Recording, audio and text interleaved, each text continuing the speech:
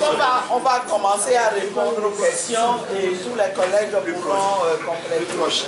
Je commencerai par la dernière. Est-ce que nous avons écrit à la CEDEAO?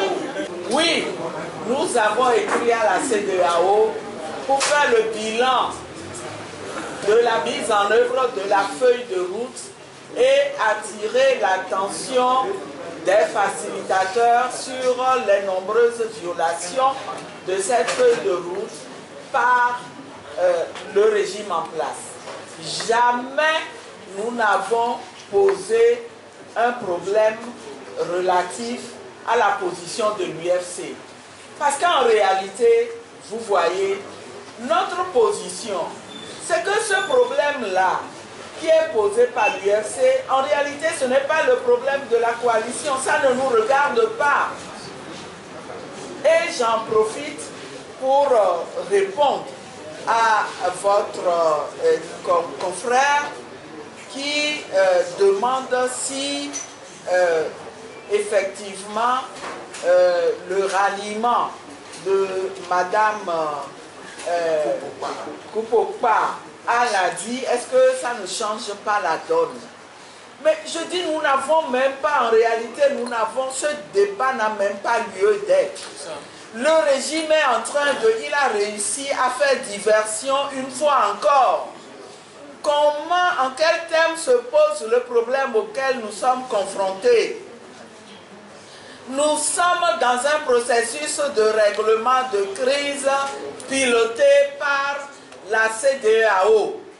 Et la CEDEAO, à qui nous avons posé le problème de la nécessité de la composition paritaire de la CENI, nous a répondu en disant « Mais vous aviez raison de ne pas envoyer 4 représentants comme le régime vous le demandait. Parce que si vous envoyez 4 représentants, il y aura un déséquilibre. Au sein de la CENI, il y aura 13 contre 4. Donc, nous, CEDEAO, facilitateurs représentant la CEDEAO, nous vous disons, chaque parti au conflit a le droit de choisir librement ses 8 représentants. Envoyez les 8 représentants et l'Assemblée nationale va les nommer. Ensuite, vous allez intégrer la CENI.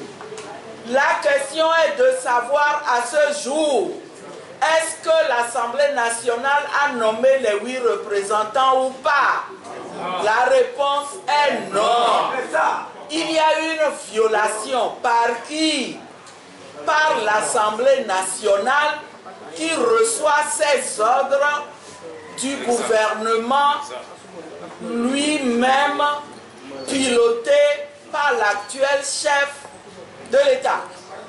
C'est tout. C'est tout. Mener un autre débat serait céder, tomber dans le piège de la diversion. Donc, vous comprenez que votre question-là, elle n'a même pas lieu d'être posée. À moins qu'on soit en complicité. Voilà. Disons la chose. Parce que quelqu'un qui a été à l'école comprend. Maintenant,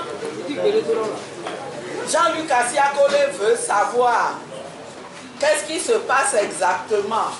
Est-ce qu'il y a 13 qui veulent, 1 qui ne veulent pas? Je voudrais dire que nous avons appris une leçon des populations. Quand vous êtes 14, vous devez débattre beaucoup pour arriver à vous mettre d'accord sur quelque chose. Et tant que vous ne vous êtes pas mis d'accord, il n'y a pas encore de division.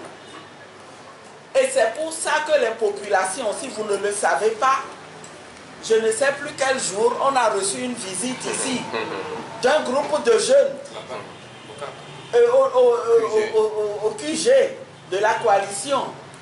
Et l'un des messages forts qu'ils nous ont délivrés, c'est qu'on ne veut plus vous entendre mener des débats en public sur vos divergences. Je félicite ce groupe de jeunes.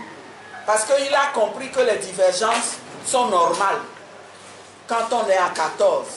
Et les jeunes ont ajouté, vous venez exposer vos divergences sur les médias. Unir, vous pensez qu'eux, ils ne sont pas divisés. Vous les avez déjà entendus dire sur les médias, celui-ci est pour, celui-ci est contre.